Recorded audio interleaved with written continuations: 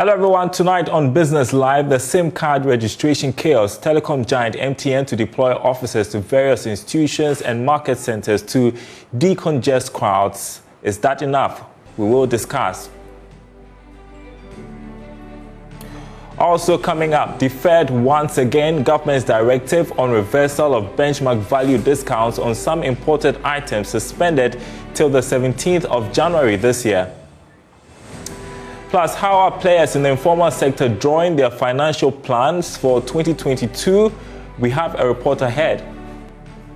The plan I make is that unless I look for another work attached this work, because if I stand on this work, it cannot survive me unless I get another work in the song we have to attach, or I should get my woman.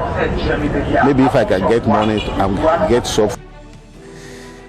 We'll have that report in this edition of Business Live. Thanks for joining us, everyone. My name is Daryl Kwao. Details in a moment.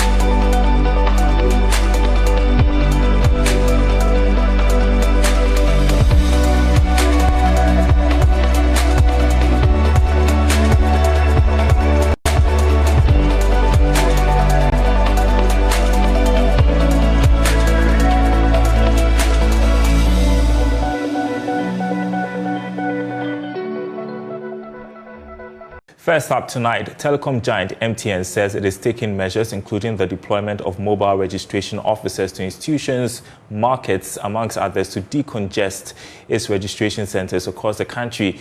The ongoing SIM card registration exercise has been frustrating for the public, characterized by long winding queues and congestion at various centers. Persons subjecting themselves to the process over the last couple of months have expressed grave concerns about the undue delays and the cumbersome nature of the exercise. They have demanded that telcos find innovative ways to ease the data collection process. We will begin with this report by Manuel Kranting. Long queues, wobbling legs, and exhausted customers. The typical scenes at the many mobile operator outlets across the country on Thursday. This has been the trend since the new year started, as subscribers race against time to meet the National Communications Authority's March 31 deadline for the re-registration of all SIM cards using only the Ghana card. The queues, which start forming as early as 5 a.m., will just not move. Today you're able to do it. Maybe definitely we will stop. You won't do it. We'll go to space and then do our normal calls as during that time we do it. Because if we see how the service is not working, we are supposed to go to work today, but because of the SIM registration, we are here, we've left everything in the house. You see, it's going against us. I came here yesterday around 6. I couldn't do it because after being through the line, they told me that I have to do some linking, and because I've done the linking yesterday, I cannot do it yesterday now, so I have to come next day. Yeah. It's today that I came back, they said there's no network, so we are still there. What time did you get here today? I get here around 7. Yesterday I didn't go work, today I didn't go work. If I'm not able to do it today, that means tomorrow I have to come back again. You see, that means I've wasted all my strength. I asala na amusi weni yellow. We have been in this queue for so long, and they say the network is down. We have left our work and we are here. If we leave, we may not return. We were here. Because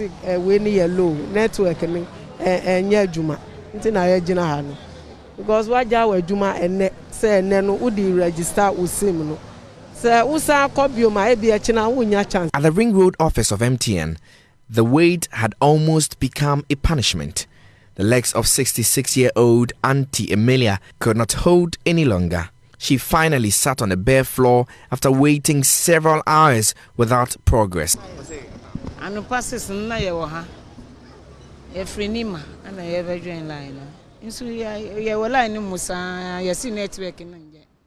We have been here from 6 a.m.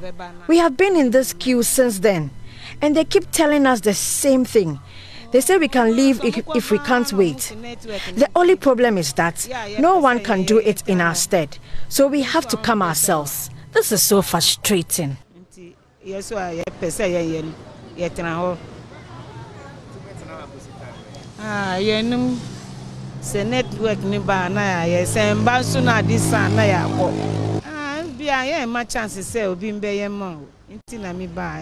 The picture was not so different at the Kwame Nkrumah Circle branch of Vodafone.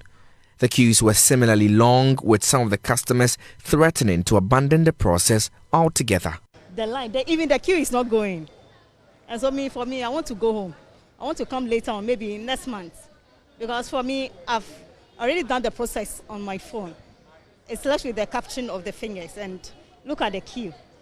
Meanwhile, there are growing calls for the National Communications Authority to roll out more flexible alternatives to facilitate the adherence to the directive. Traveled where I went. How they did it was that there was some people who comes to do it for you at home. I think if they do it that way, it will be a little better than all of us coming to join here. They can even send some of the agents to go to houses to do it for them. I think that one will be best. Though the officials at the outlet will not go on record with the news team, they cite the unresponsiveness of the registration platform for the undue delay in the process. Manuel Cranting, JoyNews, Accra. We can hear from MTN's General Manager in charge of regional sales and distribution for Southern Ghana, Abubakar Mohammed, who says the telco has adopted strategies to re-register several millions of its customers.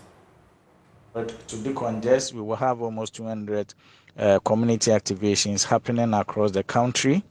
At the same time, we will have the mobile teams that will also be going through the institutions to support them with the re-registration exercise. We also have in plan to increase our devices in trade to support the activations. So all these put together, we believe we'll be able to decongest our service centers and also help customers.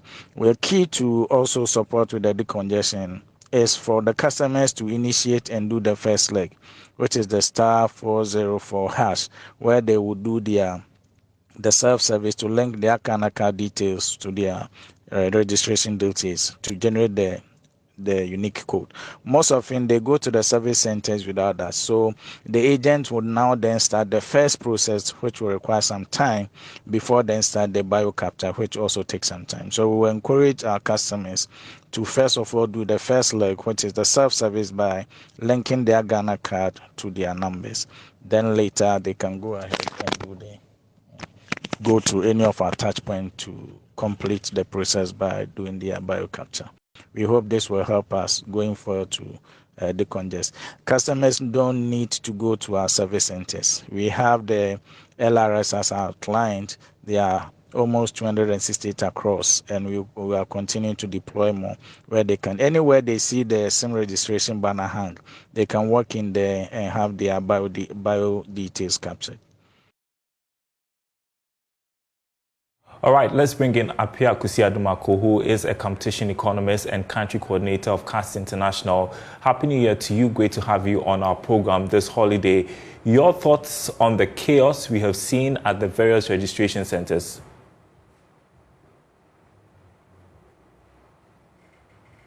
We expected this thing to happen from the onset of the registration because of the numbers that we have, and also the time frame that has been given for the registration process to commence and end. But having had this flat start, I think it wouldn't be bad for the National Communications Authority and the Ministry of Communication and the telecom operator to sit down and review the first main week of operation and then look at how to resolve these things. Because we find ourselves in the pandemic era and getting people queuing next to each other like bumper to bumper queuing is not the best for the era in which we find ourselves. And number two, having to register your phone should not take you a full day because you do not the MTN registration center, you earn your income at the place that you work. So if there's any place for you to spend 8 hours or 10 hours there, then that should be the place that you work and you earn your daily bread. And I'm also thinking that, few suggestions that I would like to also bring about. The first one is that the community registration is a must. That MTN needs to start deploying the registration desks at the various communities. And they have the data with regards to which communities that they have their numbers. And I think the mentioning of MTN will be the player that its name will be mentioned regularly in the midst of this security because MTN has the teaming numbers. I'm not sure other providers are facing similar chaotic situations like MTN is facing. And I think MTN, it is just that the demand exceeds the supply of its capacity at the registration desks. Also, if you look at the lessons from the COVID-19 vaccine, we've seen the health officials also coming to places of worship. So they come to churches to come and give people vaccine. And I think that they can also use the religious places of worship, the mosques, and workplaces. You go to schools, you go to universities, you are there for 2 weeks, you can register more than 30,000 students there. Instead of trying to get let registration center be at the MTN office, no. Because when you are selling a SIM card, SIM cards are not sold at the MTN office only. They are sold at the various outlets. And of course, this registration is also a security registration. So we want to be sure that those who are doing the registration also understand the essence of registration without compromising on the process. Because if bad guys are able to find their way through to register SIM cards that do not belong to the ID, that will be bad. And I know that proxy registration or electronic registration will not suffice with regards to this because they need to capture your biometric data, and your biometric data cannot be captured remotely. And so, for this reason, we need to subscribers need to be there in person. And I also want to say that the duration is also quite short because we have a lot of people there. NCA data talks about 30 million subscribers of mobile phones. And if we really want to resolve it and solve it correctly, I think that we can look at doing it for June. Okay. That will mean that the registration can be in phases so that they start in Accra, they finish, they go to other regions. In that way, to be better than trying to use a short duration. All right. So you support an extension, and you talk about MTN and the other telcos having to deploy officers to various places, which we've heard MTN say they are going to do. There's another point you talk about, the proxy registration issues, and I guess that's the difficulty people have, is why they have to go to the telcos again to do this if it defeats the purpose. If we say we want to do things digitally, what happened to technology? That's the question people are asking. It's true. Some phase of the registration can be done online or over your phone using the USSD prompt. But when it comes to capturing of your finger, your biometric data, you cannot do it yourself. And so they need to see you and see your Ghana card and then be able to ensure that the data that they are collecting is representative of the person whose data whose phone is being registered. For me also, my only concern is that in this country, I think we are over biometric everything.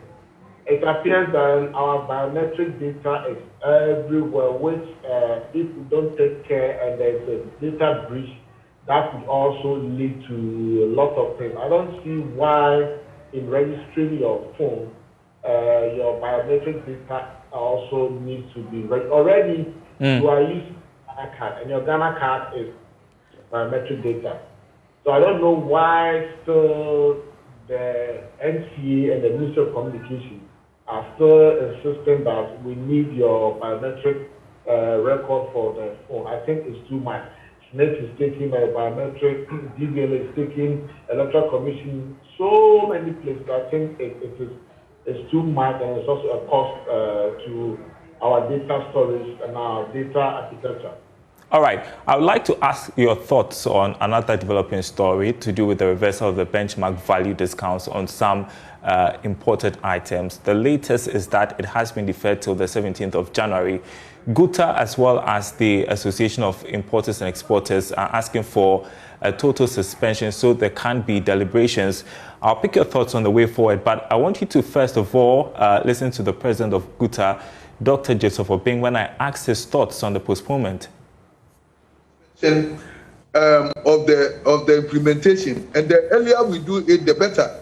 Because what is happening, if people have started complaining now, the traders have started crying in the market, the agitations have started, and that was what my fears were. So once these agitations keep on, if they stop it, they better stop it. We iron out all problems altogether before we can reconsider anything, if you have to. But for now, the problem have just started. They've triggered the anxiety and the anger in the people, because people have started getting values and they are not taking it lightly. Your point about traders suffering, I put that to the AGI. They say we also have local industries suffering, so there should be a compromise somewhat. I mean, we can't always import stuff when we can produce them locally. Your response to that? Let them produce it at a competitive price. Let them produce it so that we buy from them. There are companies that are producing at competitive prices, and we do not even travel outside to bring those goods. So they should emulate those companies. But they can't produce at extorsively high prices and expect us and force us and expect government to twist us, and then they will have their way. That is not how it is done. That is never how it is done. And that was GUTA President Dr. Joseph Obeng. I just want to pick your thoughts. Just 1 minute I have with you, Dr. Adumako. What's the way forward? I think we need to understand Ghana's industrial policy. Our industrial policy is also anchored in the structural transformation of the economy. And to be able to do so requires us to have a very strong manufacturing sector that will be able to produce goods for the country and create jobs and also export to other markets. If we continue to have appetite for foreign goods, what it means is that we are dumping our market with goods and then also not creating the needed jobs.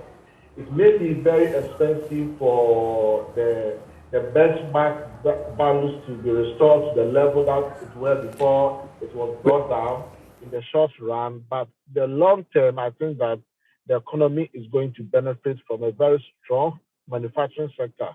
Take, for example, when the COVID came, if our manufacturing sector wasn't strong, I think Ghanaians would have starved to death.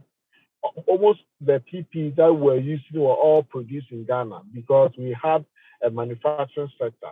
I think that between importation and production, I'll go for production, local production. Okay. And of course, in the long run, you don't start local manufacturing at the economy of scale. You need to start gradually. Okay. But some of the goods that are produced here are very expensive compared to the imported one. But in the long term, I think that economists will say that prices will be at the marginal cost. So in the short term thing that we have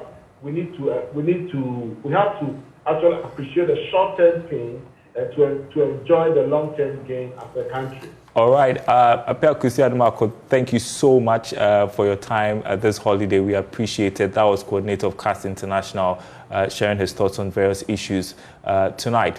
You're watching Business Live. Ahead, how are players in the informal sector drawing their financial plans for 2022? Unless I look for another work attached this work, because if I stand on this work, it cannot survive me unless I get another work in the somewhere to attach, or I should get my woman. Maybe if I can get money and get soft.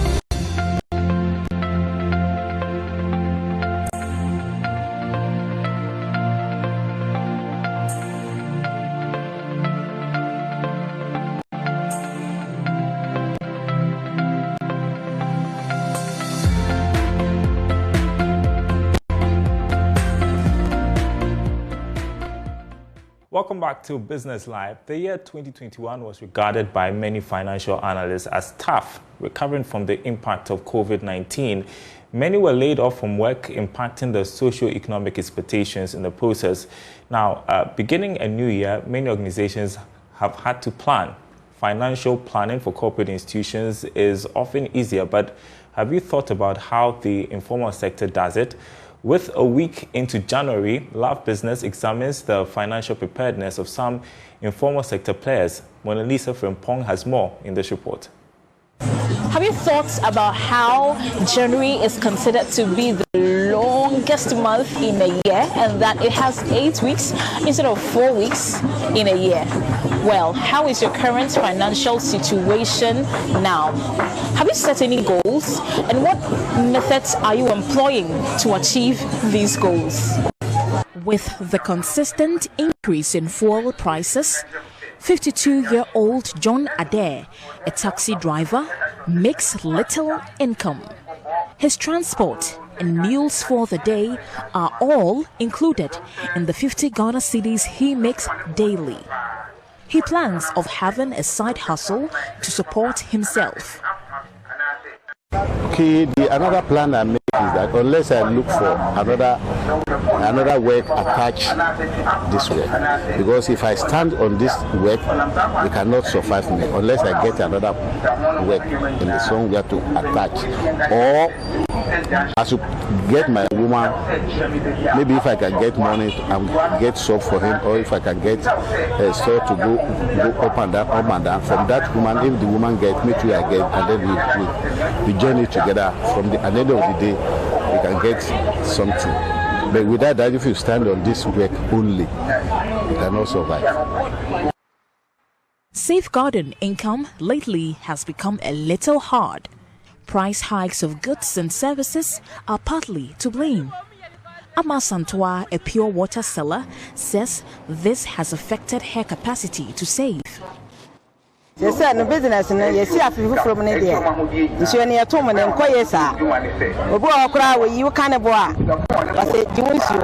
If I not what don't share man. Business is not booming, so I am unable to say. Because when you have the sound, I can say 30% was one talk. And now I see the 20% I was one talk. The man at 1 from so as a meton. Intimate 20 swat.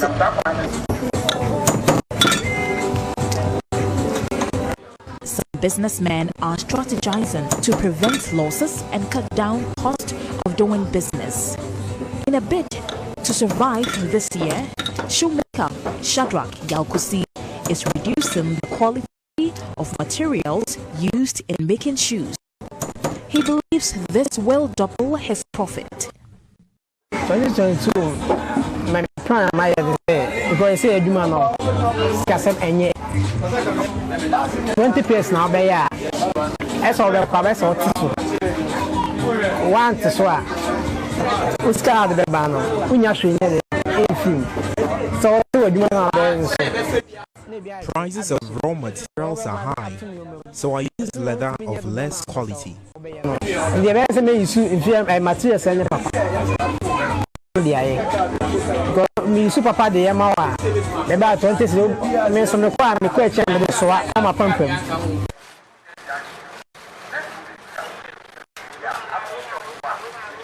People look to the new year to shed bad habits and embrace new ones. Some agree that last year was terrible, but they are ready to embrace changes by quitting unnecessary expenditure. Media na me to aye no kura de ye ba ko. So hwe me pe life kakra fa. Me to ade pa but enkwari yinyi no. Kura ni peja no. Hu say I am a spendthrift, but I will reduce it and focus on my children instead.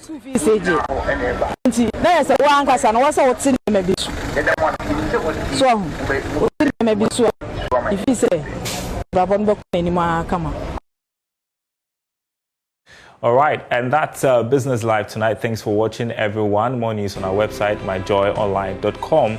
Happy holiday.